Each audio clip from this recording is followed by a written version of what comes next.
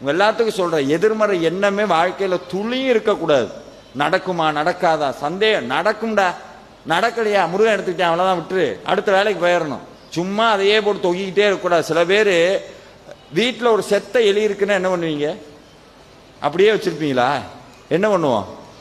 தூக்கி போட்டுருவோம். ஒருத்தன் வீட்டுக்கு வந்திருக்கான், எலி செத்து போச்சு, செண்டு அடிச்சிருக்காங்க வீட்டை சுற்றி, எங்க கிடக்குன்னு தெரியல, செண்டு அடிச்சிருக்காங்க நல்லா படபட படபடன்னு. வீட்டுக்கு வந்து உட்கார்ந்துருக்காங்க. ஒரு அரை மணி நேரம் கழிச்சுன்னு உட்கார முடியல அவங்கனால. ஏன்? நாத்து அடிக்க ஆரம்பிச்சிருச்சு. அப்புறம் புரிஞ்சிருச்சு, செத்த எலி இருக்கிற வரைக்கும் வீட்டுக்குள்ள வாசம் அடிச்சுக்கிட்டே தான் இருக்கும்.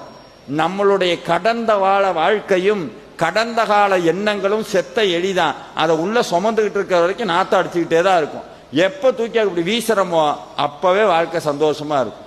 சில பேர் அதை நான் அப்பவே அப்படி இருந்திருந்தா நல்லா இருந்திருப்பேன், அப்பவே அப்படி இருந்தா நான் அப்பவே அதான் படிக்கல, அதே போகல, அது என்ன அப்பவே அப்பவே அப்பவே இப்ப இருக்கணும்.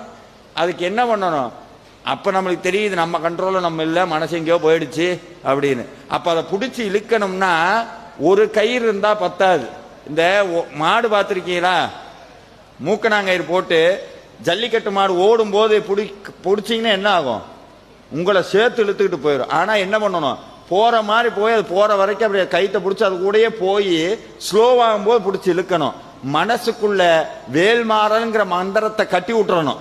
நீங்க சில டைம் வீட்டில் உட்காந்து படிச்சிருக்கும் போது மனசு அதை நினைக்காது, எதையோ நினைச்சுக்கிட்டு இருக்கோம்.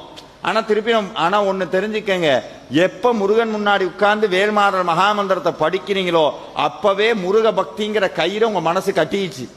அது நினைச்சபடியெல்லாம் போக விடாது. கொஞ்ச நாள் போனதுக்கு அப்புறம் முருகன் பிடிச்சி இழுத்துருவார். முருகன் பிடிச்சி இழுத்துருவார். இழுத்து எங்க போற? பிடிச்சி இழுத்து உட்கார வச்சிருவார்.